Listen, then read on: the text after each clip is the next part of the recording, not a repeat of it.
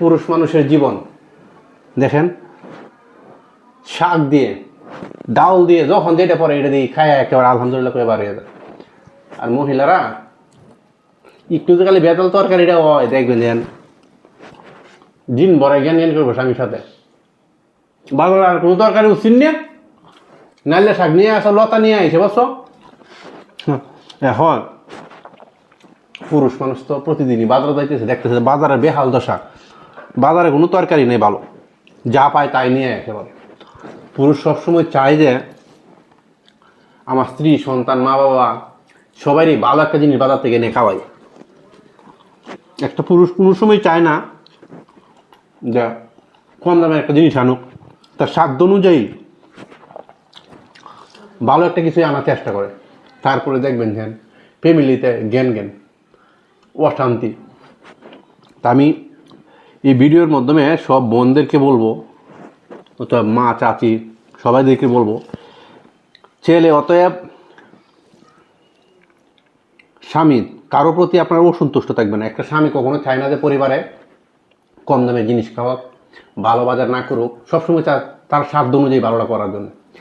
আর আপনারা যে ভুল বুঝিয়া দেখবেন যে একটা ফ্যামিলিতে অশান্তি সৃষ্টি করেন, যে ভালো জিনিস পাও না বাজার, ওইটা আমি রানবো না, ফিক্কে মেরে ফেলাই দেবো, ডিল মেরে। এই সমস্যা থেকে আমরা বিরত থাকবো। কেননা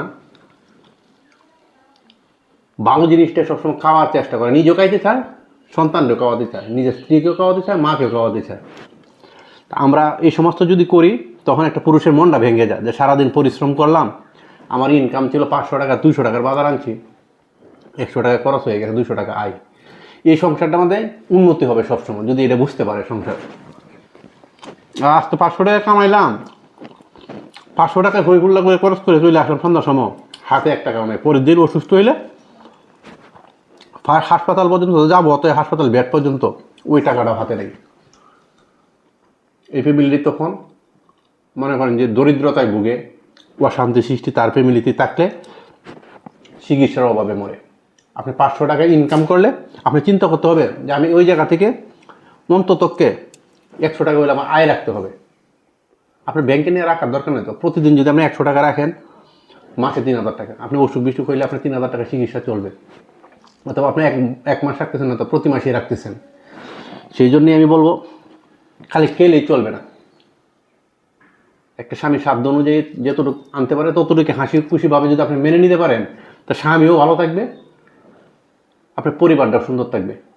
আর অধিকাংশ স্বামী কিন্তু স্ট্রোক করে মারা যায়, ব্রেনের সমস্যা দেখা দেয়। কিসের জন্যে? বাহিরে প্রচণ্ড সে কষ্ট করে আসে, আসার পর ফ্যামিলিতে যদি একটা প্রভাব থাকে, অশান্তি থাকে, তখন কিন্তু এই লোকটা বেশি দিন ফ্যামিলিতে বাঁচে না। কারণ তার শান্তি আর শান্তি বলতে কিছু নেই, কষ্ট ছাড়া আর এই দুনিয়াতে তার কিচ্ছু নেই। রাত হলে ঘুমাইতে পারে না, দিন হলে অন্যের কাজে যাইতে হয়। ওটা থেকে আমরা সবাই বেরিয়ে আসতে হবে। সবাই ভালো থাকবেন, আমার জন্য দোয়া করবেন।